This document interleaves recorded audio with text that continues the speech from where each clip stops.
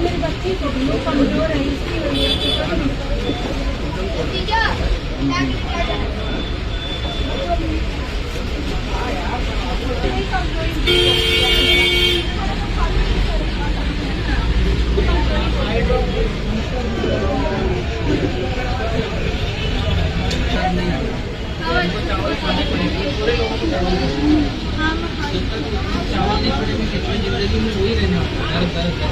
जिस दिन चावल छूटेगा ना उसके 3 महीने में सब हम मार्च में